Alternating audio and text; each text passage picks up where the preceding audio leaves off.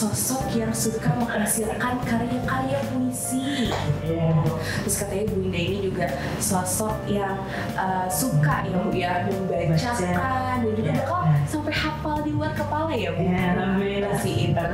Padamu Jiwa, karya Amir Hamzah.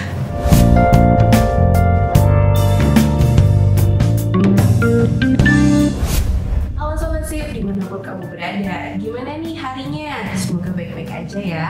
Dan Allah berharap semoga Sobat Sip dimanapun kamu berada tetap diberikan kabar yang baik, terus juga kesehatannya. Amin. Dan gak kerasa nih Sobat Sip, kita sudah memasuki bulan Ramadan dan hari ke-10. Walaupun masih berpuasa nih kita, tapi semoga keadaannya tetap masih prima, fit, dan juga semuanya bisa segala-galanya dilancarkan. Nah, mungkin dari kamu ada yang bertanya-tanya nih, ini kok settingannya kayaknya ada yang baru ya? Dan kok sekarang Alma bisa ngomong langsung nih sama kamu yang ada dimanapun itu? Coba tebak, sekarang kita ngapain? Iya, Dinas Perpustakaan dan Kearsipan Provinsi Kalimantan Timur sekarang mempunyai program terobosan terbaru nih yang akan lebih dekat dengan kamu kapanpun dan dimanapun. Kita mempunyai program yang bernama Pilar, Podcast Ilmu Literasi dan Arsip. Di episode perdana hari ini, walaupun masih dalam semangat Ramadan, bukan walaupun juga ya, justru malah semakin terdorong nih semangatnya, kita tetap bisa produktif dan juga siaran pada hari ini. Nah Sobat Sip, di episode perdana Pilar pada hari ini, kita akan membahas sesuatu yang menarik dan juga mungkin kamu udah gak asing lagi sih sama karya ini. Aku bisa nyebutnya karya ya, karena sering banget nih dijumpai dimanapun, dan apalagi sekarang kita sudah bertransformasi menjadi kehidupan digital ya. Aku rasa Sobat Sip pasti pernah lihat sih karya ini dimanapun. Dan bertepatan banget nih pas kita tapping hari ini merupakan hari yang spesial. Kayak apa tuh Ma? Iya, ini hari puisi sedunia yang jatuh pada tanggal 21 Maret 2024. Dan langsung aja, kita nggak berlama-lama lagi, Alma nih di studio sekarang nggak sendirian Sobat Sip. Ada sosok yang terus berkarya, terus dia punya jiwa seni dan insting kepekaannya terhadap perasaan mungkin kuat banget nih Sobat Sip. Beliau ini pokoknya sosok yang kalau kita hari ini sharing-sharing mungkin kita bakal banyak dapat insight dimanapun kamu berada. Langsung saja ada Ibu Winda Habiana SPDMM, Pustakawan Ali Muda Dinas Perpustakaan dan Kearsipan Provinsi Kalimantan Timur. Halo Bu Winda, gimana kabarnya? Alhamdulillah sangat baik Ya Bu, walaupun puasa-puasa kita tetap masih semangat menyapa Sobat Sip dimanapun itu. Benar. Gimana Bu perasaannya hadir di studio podcast DPK Kaltim hari ini? Wah, pertama adalah perasaan bangga ya, bahwasanya Dinas Perpustakaan dan Kearsipan Kaltim punya podcast ini di awal ya. Saya berdoa semoga ini terus berlanjut dan semakin meningkatkan kemampuan kita di bidang ini. Mungkin itu saja. Iya benar. Dan semoga ya podcast DPK Kaltim ini bisa banyak memberikan pengetahuan gak sih Bu, apalagi mengenai seputar literasi, kearsipan dan juga isu-isu yang lain yang ada di masyarakat yang bisa kita bahas untuk pendekatan literasi dan kearsipan. Nah Bu, tadi itu sudah Alma mention di awal, spill tipis-tipis lah kalau hari ini tuh hari puisi Bu Winda.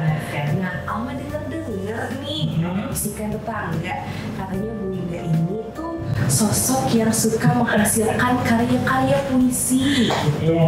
Terus katanya Bu Winda ini juga sosok yang suka ya Bu ya membacakan dan juga bakal sampai hafal di luar kepala ya Bu. Alhamdulillah sih, itu hobi mungkin ya. Hobi ya, sejak kapan tuh Bu kalau tahu hobinya tuh?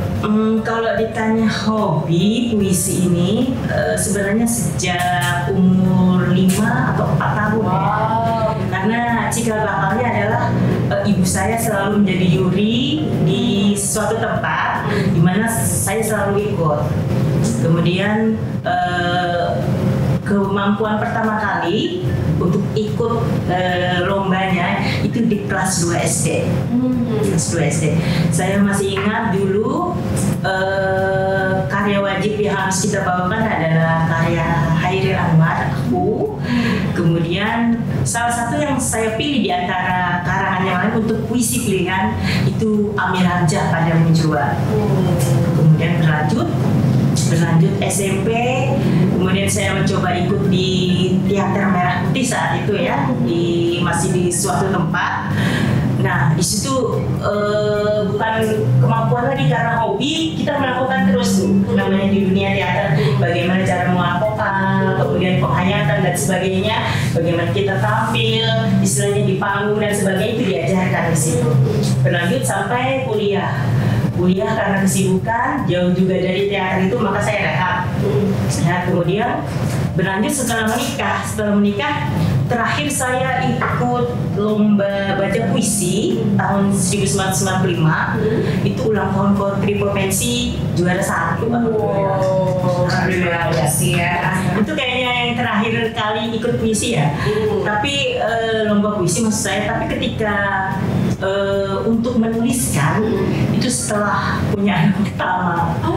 Iya. Itu kayaknya jadi semacam candu karena mungkin juga mengisi kekosongan ya.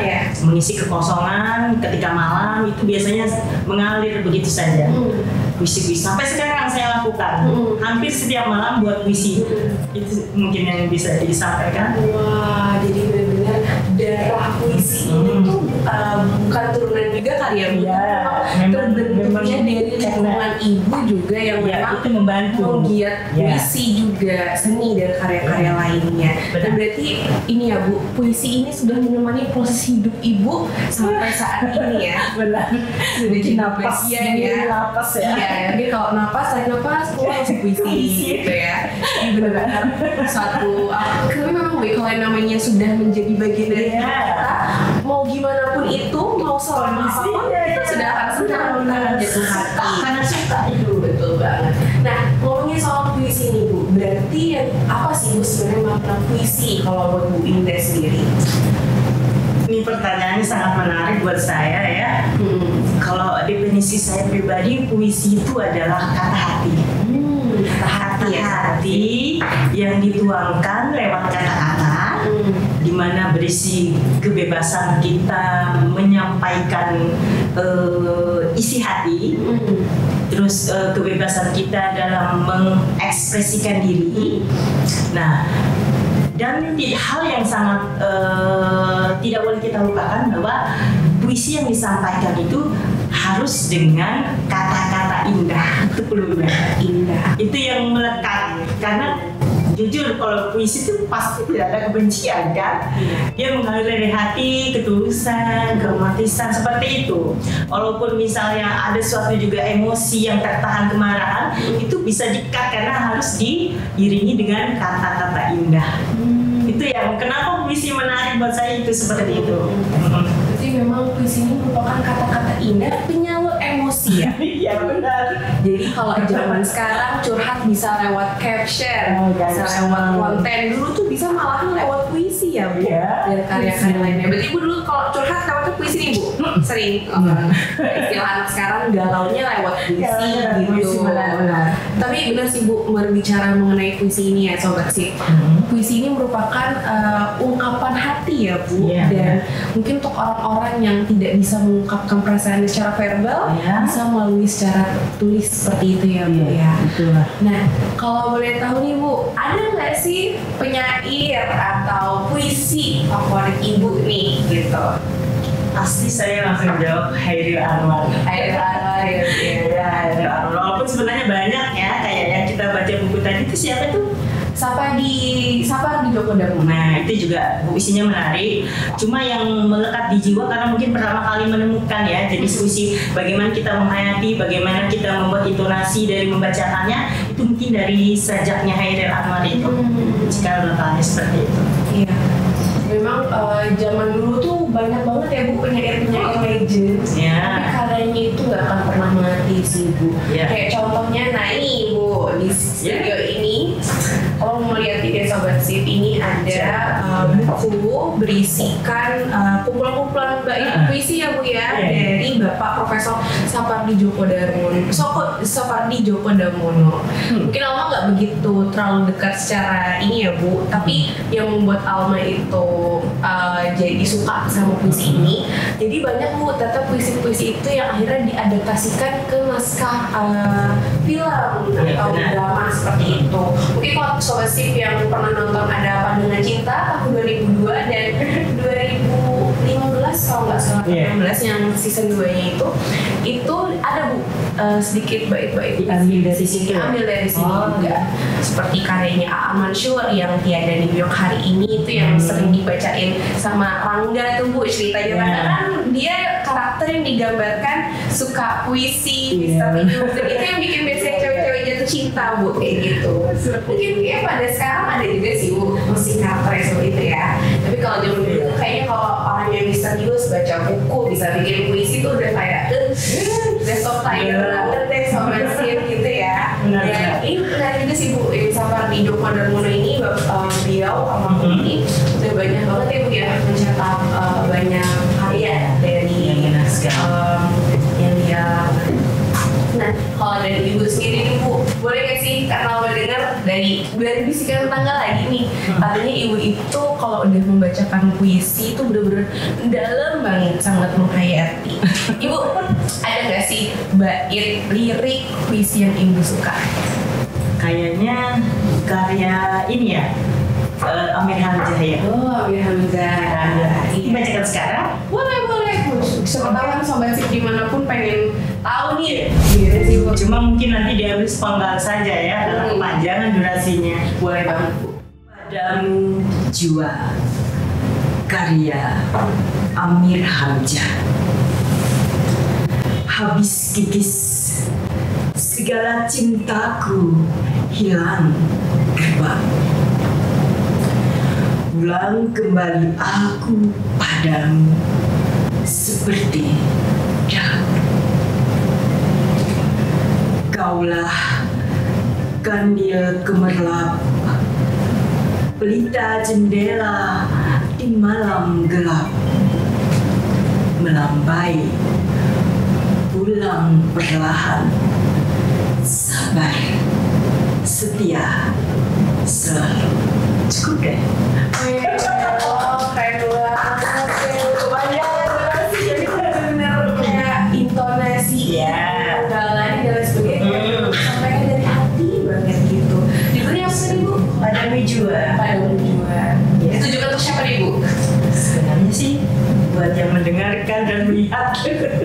Ya buat Sobat Sip dimanapun ada ya. Ini benar-benar menarik banget ya Bu, dengan adanya perayaan Hari Puisi ini jadi pengingat ya Bu kita bahwa puisi itu merupakan karya yang mahal harganya karena memuat emosi-emosi yang lekat dengan diri kita gitu ya Bu.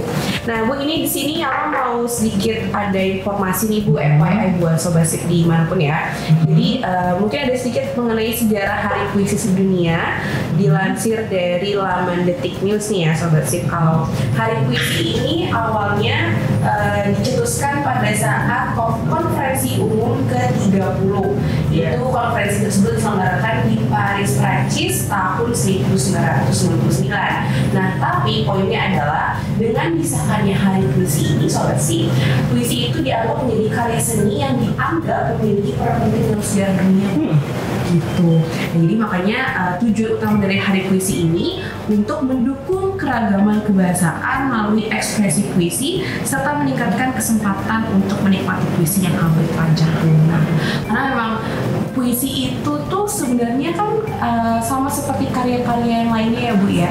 Maksudnya tapi sudah mulai sedikit kayaknya beliau orang yang agak menyukai puisi. Walaupun sebenarnya masih ada aja sih Bu, tapi puisi itu padahal kan berisikan kata-kata kiasan yang itu tadi Ibu bilang ya, kata-kata indah yang memuat emosi-emosi yang dekat sama diri kita.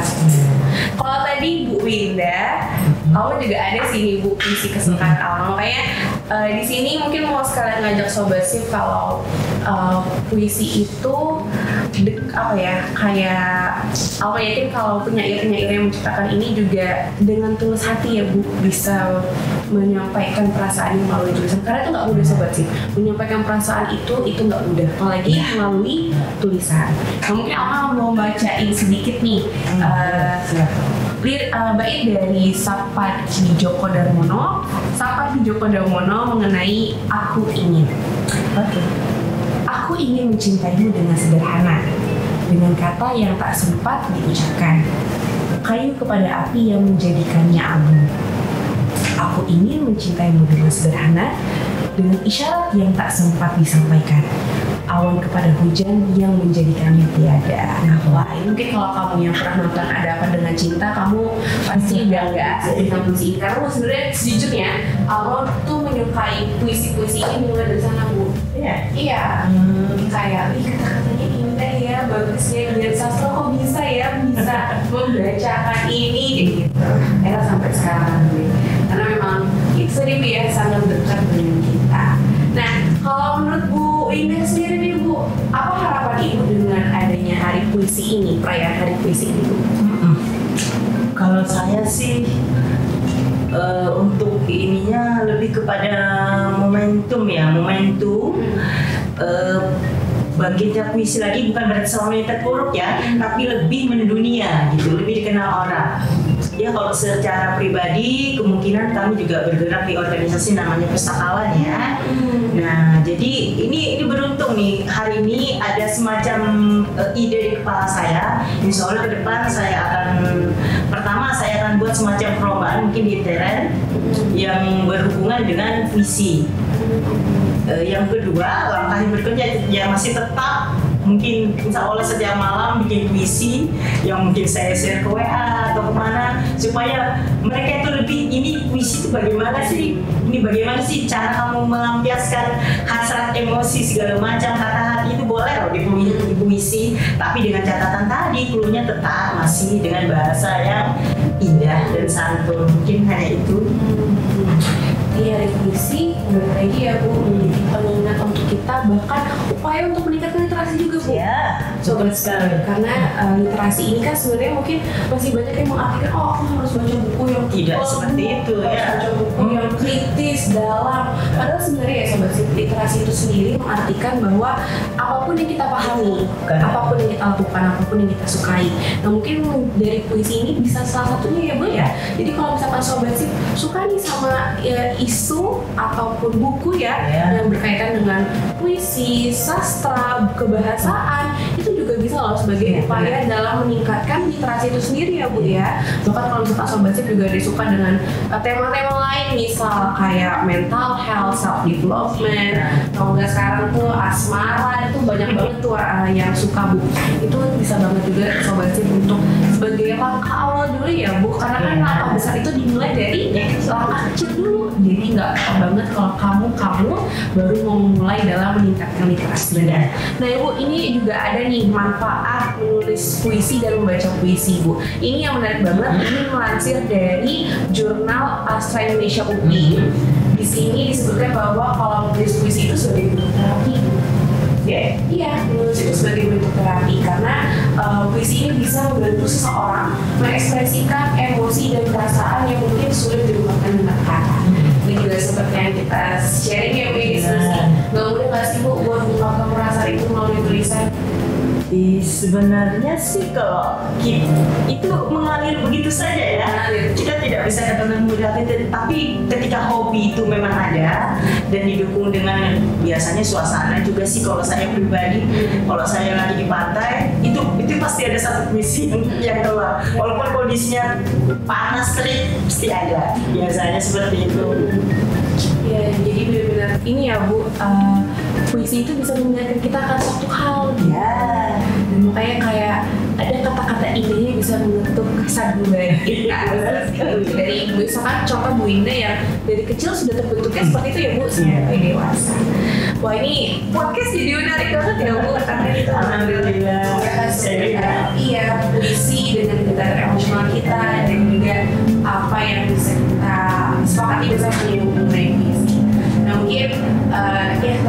sih Alma kalau misalkan ini harus jadi yang terakhir. Cuman mungkin ibu ada nggak sih ibu kayak harapannya untuk perpuisian di Kalimantan Timur maupun di nasional kita Bu dengan adanya hari puisi ini? Kalau hubungannya dengan hari puisi ya, saya hanya ingin menggerakkan individualisme saja, bahwa ketika kita mencoba untuk menulis, membuat sebuah puisi itu sebenarnya tidak terlalu sulit juga ya, tidak terlalu sulit. Coba saja dituangkan dalam beberapa kalimat dulu, kemudian yang mengalir begitu saja. Sesuatu yang dibuat dari puisi itu berbeda memang cara kita membuat puisi dengan sastra yang lain ya. Kalau misalnya sebuah cerita kita harus menentukan paragrafnya, harus menentukan klimaknya atau apanya. Kalau ini kan tidak gitu ya. Itu mengalir saja, lebih mudah sebenarnya, siapapun bisa. Itu saja sih. Kemudian kalau memang ada lebih ke luasnya, saya menghimbau mereka yang terutama di lingkungan kita ya, di perpus yang hobi-hobi puisi, mari kita merapat, bergabung, kita bikin kegiatan apa yang kira-kira menghidupkan kembali sesuai dengan hari puisi, itu saja. Iya, berarti dengan adanya hari puisi ini bisa menjadi satu momen pendekatan relasi juga lagi yang kita sama-sama bisa meningkatkan puisi gitu, kecintaan kita terhadap puisi. Tapi Bu, sebenarnya di Samarinda tuh Bu, dulu ada Bu komunitas anak muda yang pegiat puisi juga. Sebenarnya juga sekarang tuh udah mulai banyak komunitas pegiat buku literasi, dan itu yang diprakarsai oleh anak muda. Dulu tuh ada yang namanya Malam Puisi Samarinda, menjadi tahun 2015, dan memang mungkin sekarang aku belum dengar lagi kabarnya gimana, tapi kalau misalkan ada lagi, aku sih berharap ya ada lagi Bu Malam Puisi Samarinda itu akan sangat menjadi ini sih Bu, perkumpulan komunitas yang menjadi angin segar lah untuk puisi Samarinda dan Kalimantan Timur, karena selain bisa berekspresi juga bisa jadi kenal sama orang-orang baru gitu Bu. Dan gak kerasa ya Bu, kita sudah sampai di akhir, dan senang banget bisa ngebahas seputar puisi dan hal-hal lainnya. Semoga nanti kedepannya kita masih bisa terus ya Bu membahas puisi, bahkan mungkin kita bisa berkarya bareng puisi. Nah mungkin untuk sobat sip dimanapun kamu berada, dan jangan lupa terus ikutin podcast Ila di episode-episode selanjutnya, dan jangan lupa untuk terus ikutin sosial media dari Dinas Perpustakaan dan Literasi Provinsi Kalimantan Timur.